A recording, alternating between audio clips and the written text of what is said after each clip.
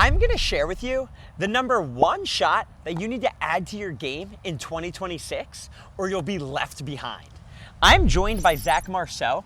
He's ranked top 3 on the college tour, and he actually showed me this shot this morning, and it completely opened up my eyes. I said, Zach, we have to come to the courts and make a video on this to teach the world about this. Yeah, I'm super excited to be here. It's something I've kind of picked off some of the top pros, so I'm really excited to show you guys this shot today. This shot is 4th ball pressure.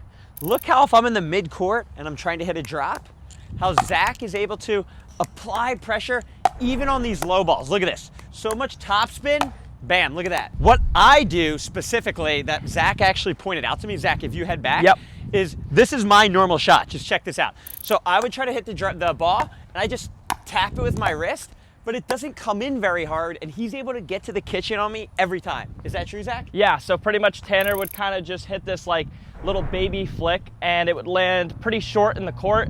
And for me, I could hit a pretty easy reset or a 5th shot drop and come in behind it and be established at the net and not really have a ton of pressure getting in. So here's what I do the wrong way. I don't do it anymore, but this is what I was doing. Look.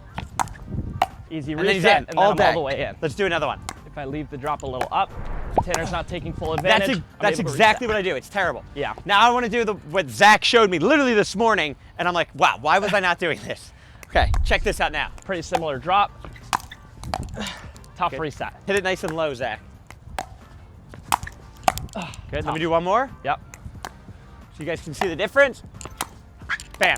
So see that? Literally, he showed me that like 15 minutes ago, and I feel like my game has got so much better because now he struggles getting to the kitchen line. We're gonna teach you that shot now. Zach, what is step 1 to this shot? So the first thing we're gonna need to do is have a solid base. As to any shot in pickleball, we wanna be about shoulder width. We wanna push our butt back to create a counterbalance so we can reach in as far as possible. So for me, my positioning kinda looks like this. This is the first step to this shot. Moving on to the main question that I had with this shot is how do you basically set your wrist? Are you adjusting your grip? What grip are you using? Because I think that goes a long way in generating spin from down here. Everybody wants to know that. For me, what I actually do out of continental is I take my paddle and close it myself. So I take my wrist and pull it back just like that. So I'm effectively taking my wrist from a neutral position and closing it like that.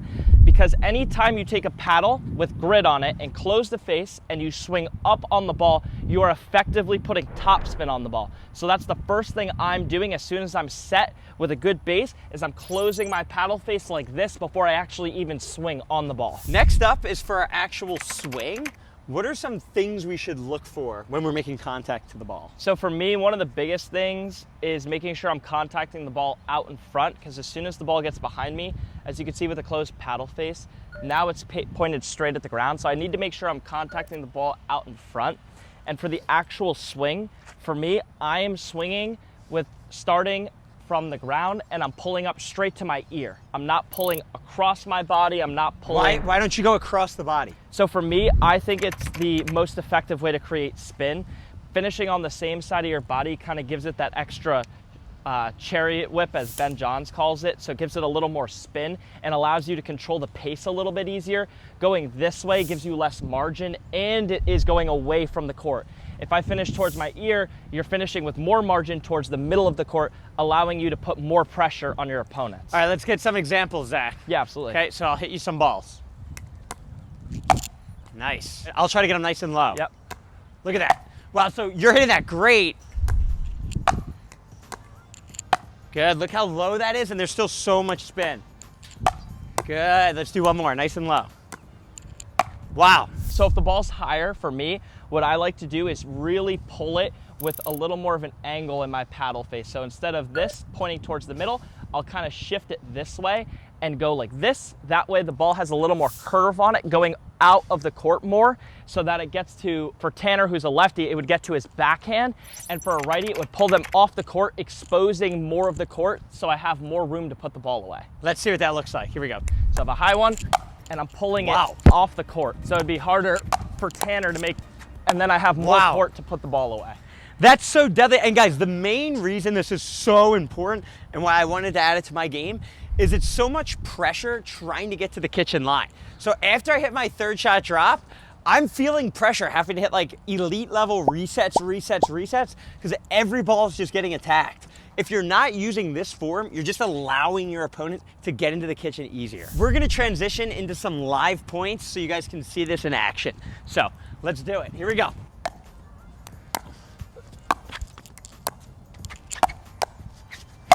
Wow, good. So Tanner got that ball a little lower. So for me, I know he's able to come in a little more off it. So I tried to roll it a little shorter in the court and not leave it too high for him to attack.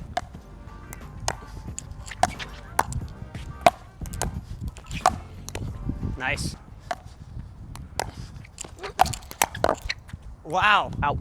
So you guys can see it is extremely hard for me to get in if I don't hit the shot perfect. Jumping out of the video for 1 second, Zach is on the court all day, every day, 8 hours a day, and I never see him drinking enough water, let alone electrolytes in general. I'm about to change his world with some Slam It Focus. I will pick that up. I've never tried it. Never tried it. This is an honest reaction. He's on the dinosaur. So Zach, all you do is crack it open. Okay, put the lid on. Okay. Shake her up. And then let's get an honest feedback taste, not staged at all. You better say, no, I'm just kidding. No, Okay. I've never tried Slam. I've tried a lot of electrolytes. That's really good. Holy, what flavor is it? Mixed berry? This is mixed berry. Yeah, this is good. But wow. more, yeah, seriously, you can have the whole thing. More importantly, it's focused. I love it. It's clean. It's healthy. It makes you feel good. It makes you play better. You have no mental fatigue. Let's get back into it. Now that we saw it in action, I'm gonna hit some and Zach is gonna critique me. The shot's super easy to learn. Like I said, I haven't been doing it for more than like 20 minutes and I feel like I pretty much already have it mastered. Zach, let's see it. Yeah. Nice. Nice. It's good. Nice, really good. Good. Yeah, it's perfect. On those higher ones, make sure you go to my backhand. That's perfect. Yep. That's really good. Okay, here we go. Nice. Look at that. Yeah, So that's like great. the ball is like mid-height and all I'm doing is turning my paddle slightly in, swinging like this. I feel like it's like virtually ungettable for you to hit. And even if I do, it's such a challenge to be able to get it back in the kitchen. And if I leave it at all any up, I'm all the way out here and there's so much court that's exposed, so it is a lot harder for me. Why don't you do something just a tad lower? Yeah. Nice, that was pretty low. Here we go. Nice. Look at that. Okay, here we go. That one's nice, really good. Yeah. Yeah. I'm Tanner's pretty doing much Ben Johns. You're doing a lot better job too, like this morning. There were a couple you missed in the tape because the ball kind of got behind you and you had a bit of a backswing, Ooh, yeah. which might close the paddle face too much and put the ball in the tape. But starting out in front more and swinging up, you're doing a really good job of getting that pace and spin consistently landing in the midcourt, making it really hard for me to hit resets. Perfect. All right, let me do one more, get it low. I want to point on what he just said. Zach, hit me low and I want to explain it. So check this out. Good. So on that ball, it's very low. It's probably here. Normally I would tap it back. Now I'm able to apply pressure. But the key that Zach was just saying is when it's this low, I'm not winding up from here. I'm simply starting just below the ball and then coming through. When the ball's higher, that's when I'm kind of taking that bigger swing. So let me get a higher ball, Zach. There. Like, look at that. And what's so, one of my favorite parts, you're not using your wrist at all, so it's gonna be more consistent. And since we're coming like this on our body, it's so deceptive. You can't read pretty much where it's going at all. No idea Right. where it's going. And I think taking out the wrist, like you said, makes it way more consistent. You just take out the timing completely. You don't need to try and time up when you need to snap. You're just locking it in place and swinging. That's it. Thanks for making it to the end of the video. If you enjoyed and found this valuable, leave a comment down below and make sure to follow Zach's journey on Instagram. He's come such a long way in his game. He's a top player on the APP tour now.